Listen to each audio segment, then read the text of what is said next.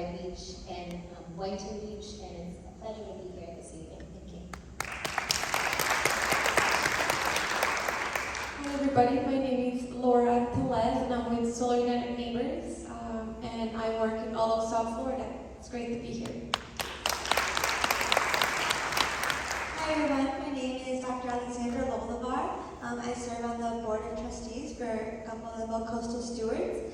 We're a nonprofit that supports the Sea Turtle Rehabilitation Center you might be familiar with at Campo Limbo Nature Center. And as an organization, we also promote coastal stewardship. Thank you.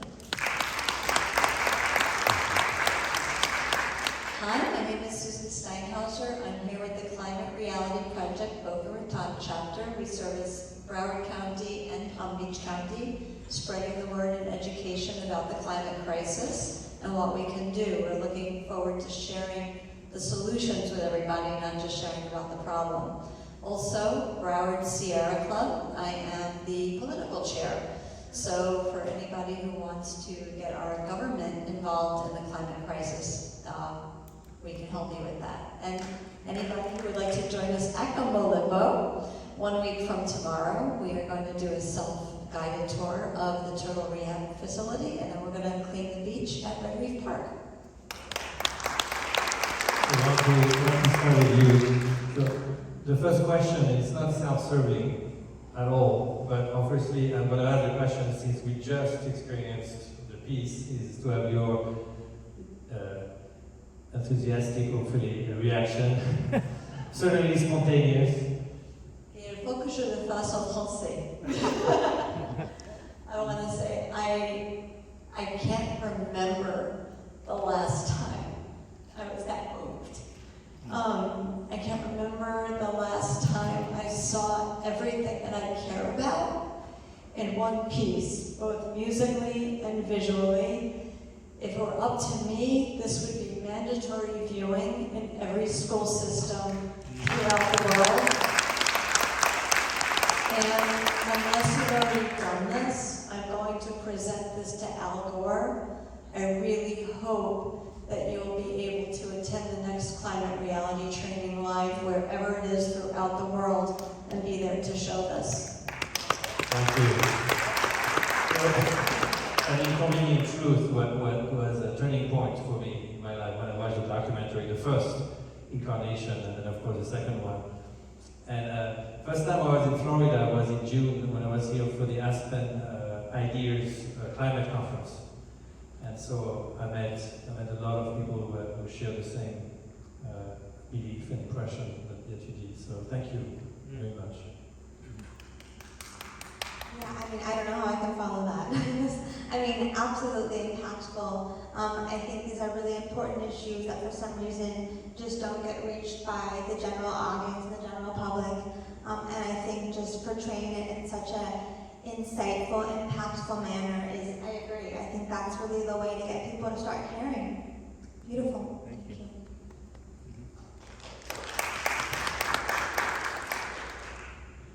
You know, standing here, it made me think about how the organization that I work with started, and it started because 2 middle school students saw an inconvenient truth, and then they wanted to make a difference, really wanted to install solar in DC, and then they got together with their neighbors and their neighborhood, and then a group of homes went solar, and from that we're now a national organization.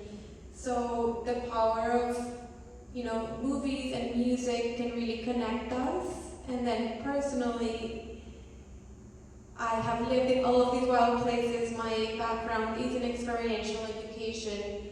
And so seeing all those pictures really connected me with why I'm here, because I think that these places are so important, and sometimes we get stuck in working, traffic, groceries, laundry, you know, if you're a mom, taking care of the kids, all of those things. And so I think to me, it was just so beautiful to like reconnect with that, and then knowing that there's going to be someone out there that's, you know, so many people are going to be inspired by this. So thank you so much for all the work you did putting it together.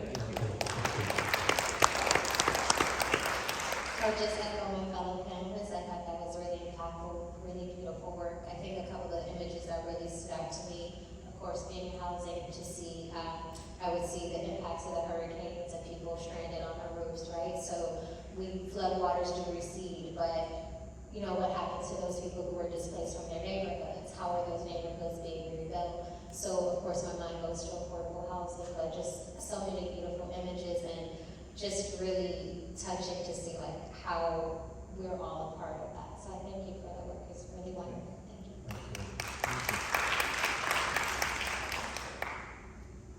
I think it was just amazing how it said so much without any words in it. That was so great. It highlighted so many issues and made us all understand what those issues were, like, without having to say it. So great job. Yeah, I just want to say congratulations. This piece of work that you've created and all the people that it's touching, I think, you know, it's just a very commendable piece of work that you've done in your career, and congratulations on that. I know we all enjoyed it. What it made me think of too is just how hard it is to watch at certain points, how uncomfortable it gets, and how you don't want to really, well, you know, you don't want to watch that part. And it makes me think of what we do as far as we're planting trees and we're losing trees here. The message could be very dire in the position that we're in, but at Community Green we always try to keep it very positive, and people are attracted to that message of, you know, we can have fun, we can work together. This does feel good to improve our community, and that is kind of like, you know, kind of how the positive ending there is. It does feel natural for us to work together and be connected to the earth and to remember that connection. And we see that all the time. I mean, we plan with Lindsay and the city of BOCA, and you can tell how people feel good about doing something good for the earth and how important that is for families and for children. So, I mean, you hit on so much through it, and yeah, there's pieces of hope in it, and there's also great despair as well. So, yeah, congrats.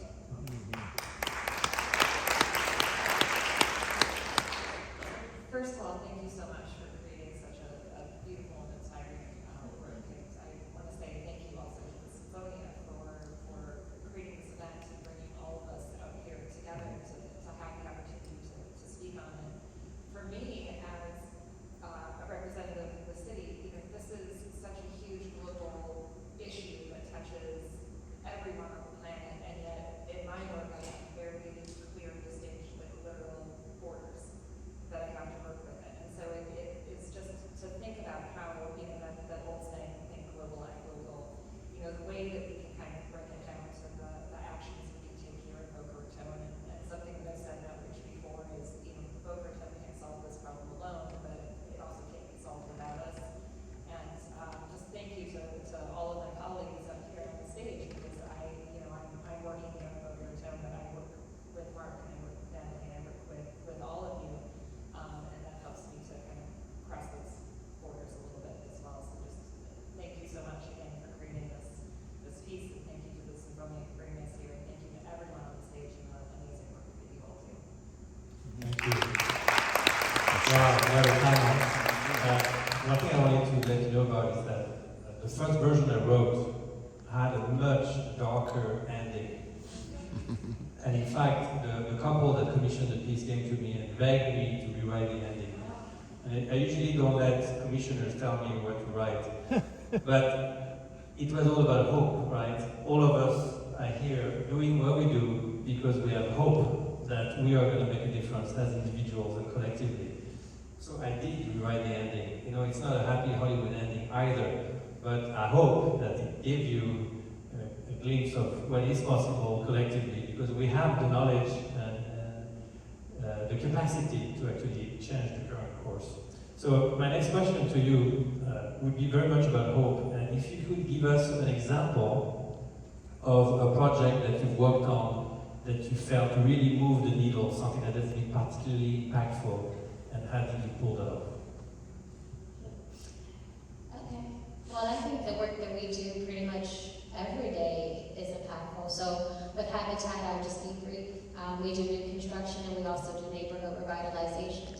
So we're able to work with families who may not have had an opportunity to ever think about owning their own home, right? So when you see someone, I'll give an example, one of our recent homeowners, she's had to move every year for 5 years just because she can afford the rent, right? So when we see hope that our daughter can now have her own bedroom and now be a part of a community, right?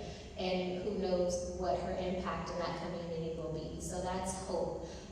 We work with partners on the stage with community greening, also coming into neighborhoods where there may not be a lot of green, right? So we're in some underserved communities. So we're able to, I would say, plant trees and be a part of communities now that see that organizations care, but we're also partners with those communities. So I think, being able to provide more greenery is hopeful too, because people see that, this is their neighborhood and it's something to invest in as well.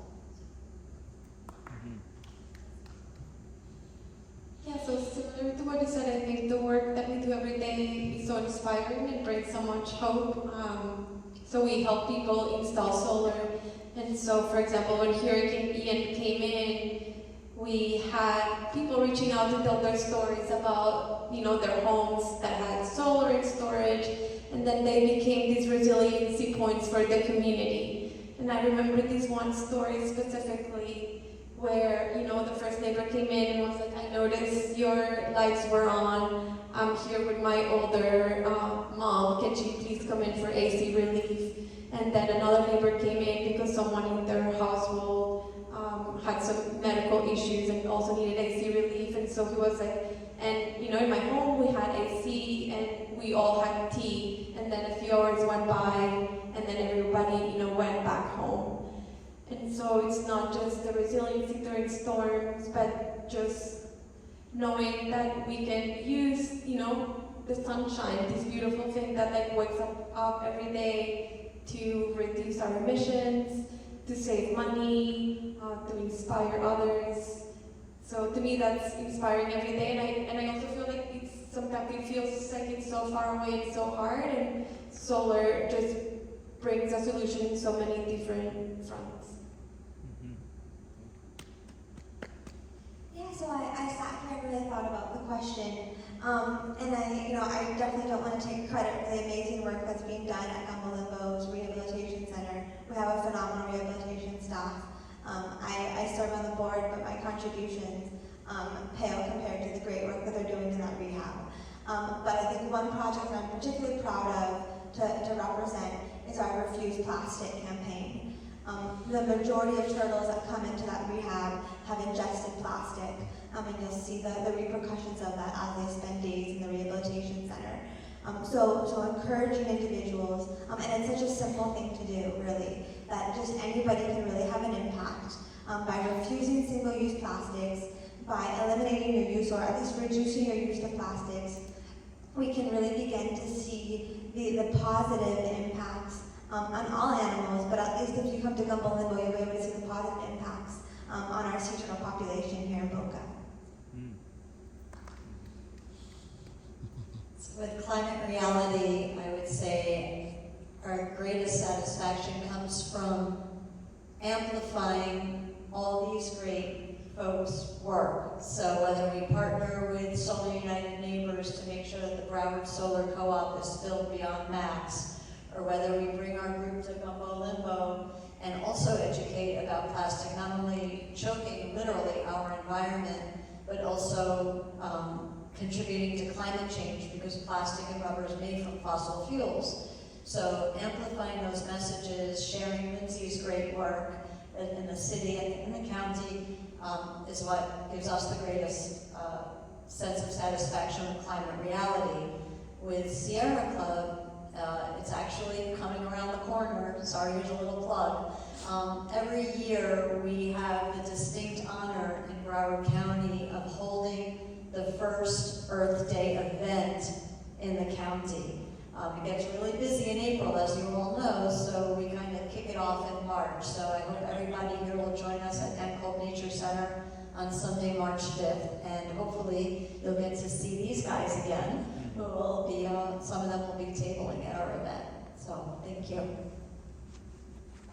Yeah, I'll go ahead and go for the site, but for me,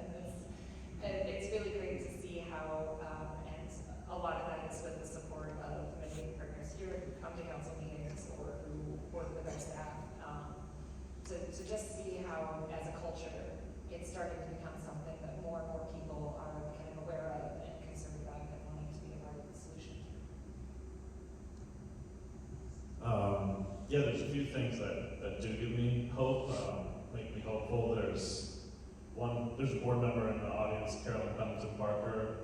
So just an idea, in 2016, we would, meet for coffee and be like, how can we get more trees in Delray Beach? And ask the city to do it, and then they're like, let's start a nonprofit. We can start raising money to do that.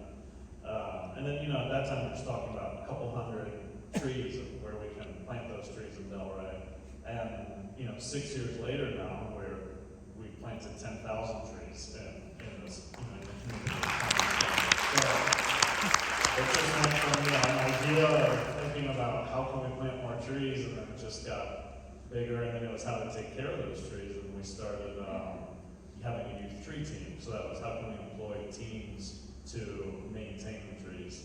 And it was really just from other models around the country, so we call it the youth tree team, and Cecilia's back here, she's the leader of the youth tree team. So they come out in the Florida summer, they work 25 hours a week, carrying 5-gallon buckets of water, driving around, like we drive around 12 passenger van.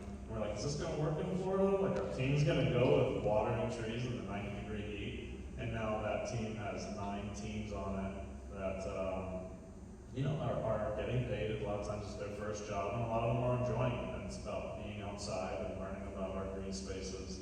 And then another board member, Steve Pomerantz, who's in the audience, says he heard about us in the Sun Sentinel, and then came to us and started supporting us. It's just that it's attracting people that are seeing that trees are important, and we need trees, and we're losing trees, and that trees are more than just trees. It's about community, and it's about our where we live. So that it just keeps on growing, and now we're starting to see federal money. It does give me some hope that this is moving in the right direction. If we would have started that in 2016 and it failed in 2017, maybe it'd be a different story. But that we keep expanding, and then we have these great partners on the stage here, and then we're all working on this together. It gives me a little bit of hope. So.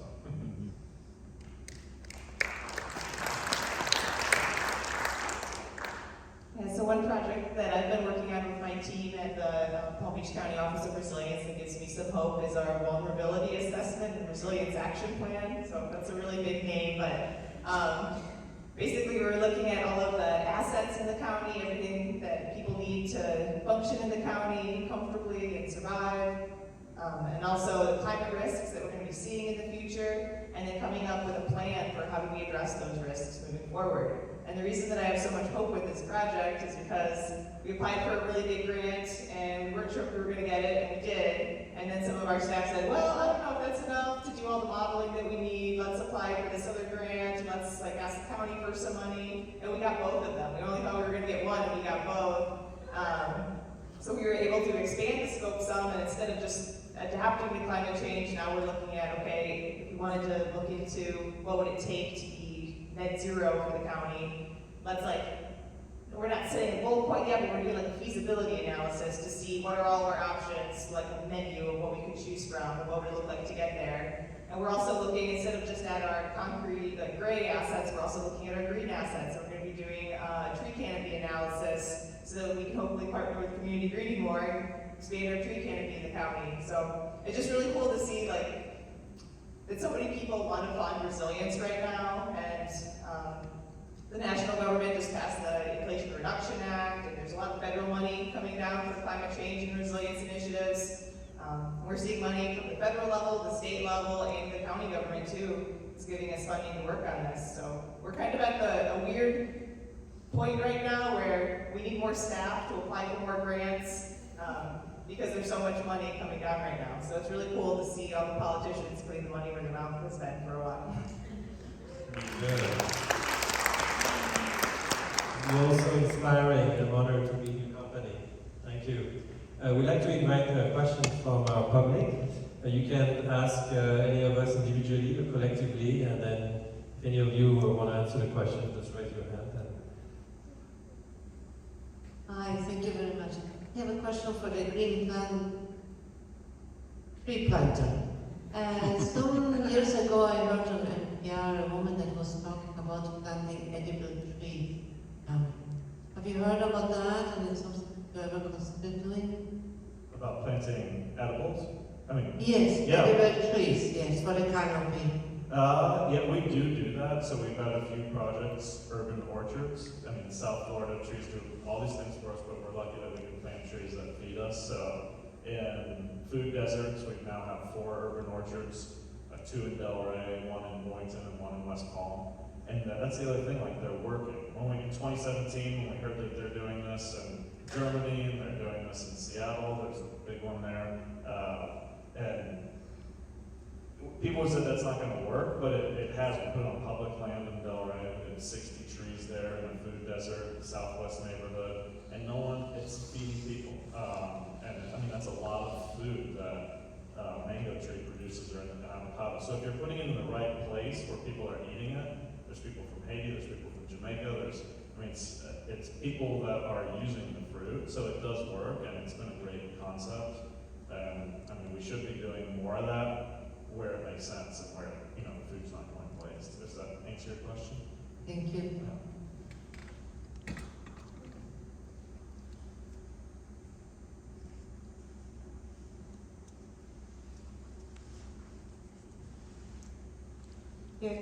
Hi, this is Marcella. Natalie, this question's for you.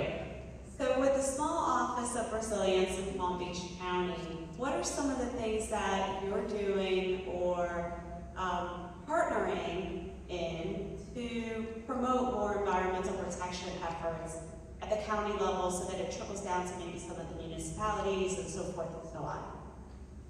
Thanks for asking, Marcella. At the county, we have some really cool cross-departmental teams, and there's only 3 of us. There's 6 cross-departmental teams, and we serve on 3 of them at the county. So they're really great because we're on these teams where we meet every few weeks with all the different department heads. And the one that I'm on is the environmental protection team. So we're meeting with them regularly, talking about what initiatives everyone's working on, and seeing how we can help them. And it's really great because with such a small team, we can't be implementing all this stuff, but we can be there to assist them in planning and serve as like a resource hub for all the different departments in the county for them to then go forth and implement different sustainability and resilience projects.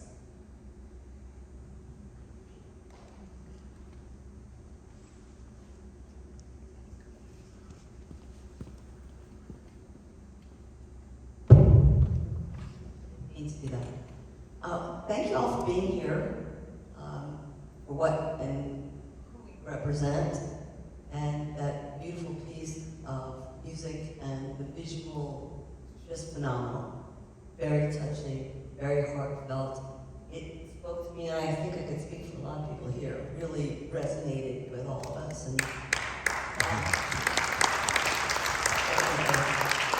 And the fact that you all are tied in together is like this is what we're hoping for.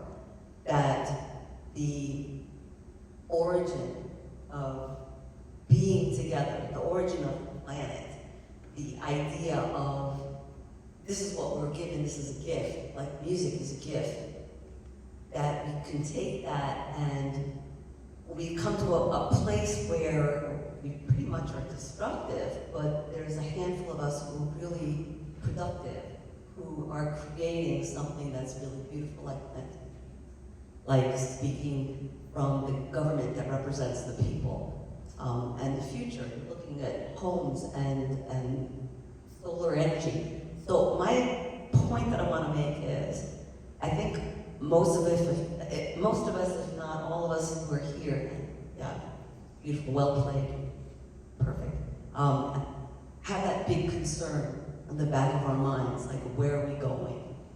Where do we all intend to go? What's the intention?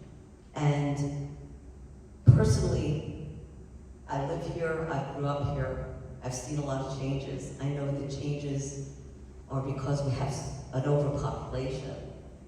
And in order to contain the overpopulation, we really do have to get that message out for people to be more aware, because we're not going to get any smaller population-wise unless we can get them to be aware. And I'd like to really see everybody get together. And with the city, because there's so much growth in the county, I know all over the place, I was hoping to mention that there's so much construction going around all over the place, and the construction just wiping out all the trees and the life and the birds.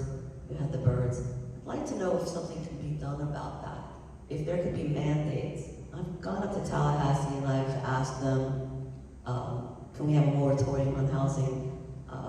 Can we have the developers come in and maybe plan a little bit better? I know in my community they plant oak trees along the perimeter road where people are driving very fast.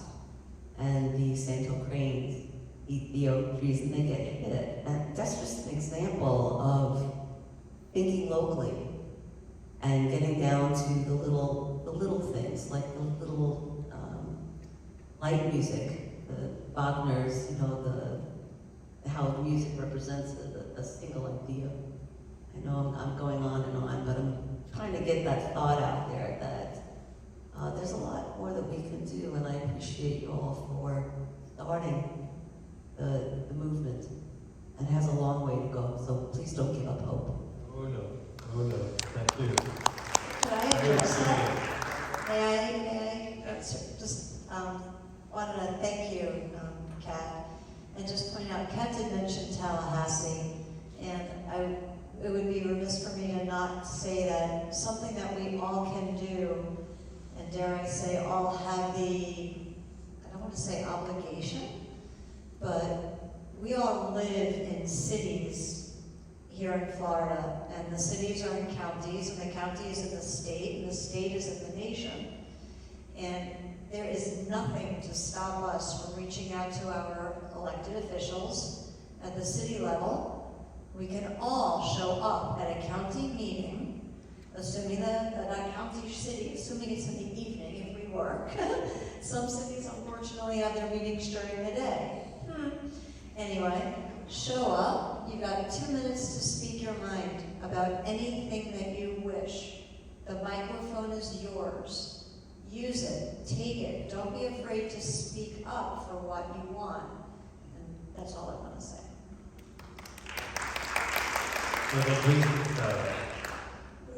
I've been in this now for 7 years since I wrote the piece, and a comment I get a lot is, oh, what difference can it make? You as an individual, how can you move the needle? And I completely disagree with this. I think it starts with individual positioning, beliefs, convictions, actions, and initiatives. Now, I have 3 children, the youngest is 8, the oldest is 22, and they've confronted me. They say, you know that climate change is happening, this is our future, what are you doing about it? Right? And so this has been my response. But we cannot underestimate the power of one, and going to a meeting such as the one you just described and speak up does make a difference. So I think individually and collectively we absolutely can move the needle, and it's just a responsibility for the next generation. Everything that I'm doing is not about me, it's completely legacy. It's a legacy project to ensure that the next generation is going to inherit a habitable planet. And that's it.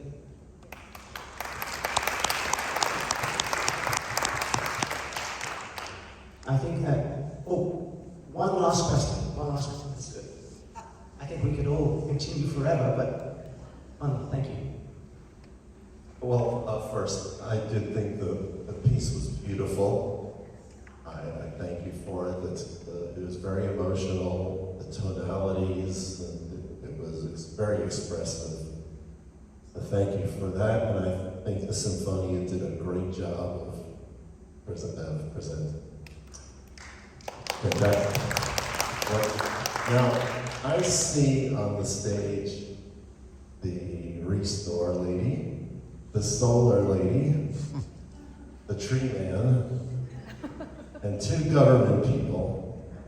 Okay, sorry Susan, and sorry Gumbo Limbo lady, but I have an idea. If we're building a house, a low-income house, you talk to that lady to your right, why not put solar panels on top of it, right?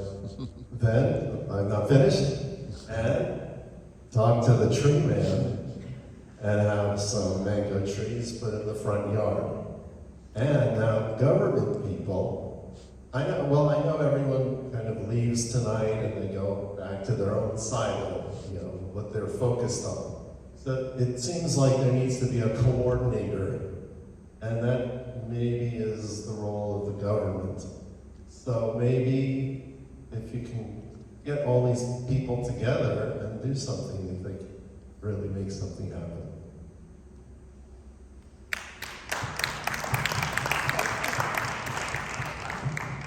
Speaking as the, did you call me the resource lady? Okay, I'll say that. So we actually do build homes with solar, that's something that we're looking for. So that's great. Again, mentioning our projects with neighborhood revitalization, I'm sure we're happy to partner with community greening to do work like that. But also, just for our resource to mention, I think I met so many people who said they donated to the resource, so you're keeping things out of the landfill, and I appreciate that. So thank you for supporting our mission. So when our families do move in, we also provide them with funds to go shop at our resource, so they're able to actually, maybe pick up your donations as well. In terms of, I'm sorry, I can't remember your name. Susan, I think she's made a really great point. My role with Habitat is government relations, and I've done that in DC as well. And I can actually say, like, the Palm Beach Legislative Delegation is meeting next week too, so they also hear public comment. But I can't stress enough to go speak to your local officials about issues that are of importance to you. So, but I do think that there is a lot of synergies and collaboration here on the stage, and I look forward to working with everyone. Thank you to this thank you to Andy and for inviting us all here. Otherwise, Mark's going to present to Broward Sierra. I wouldn't have met Mark and had nothing for a photo shoot. So, Yes, thank you. Thank you all for being here. I am inspired. Thank you for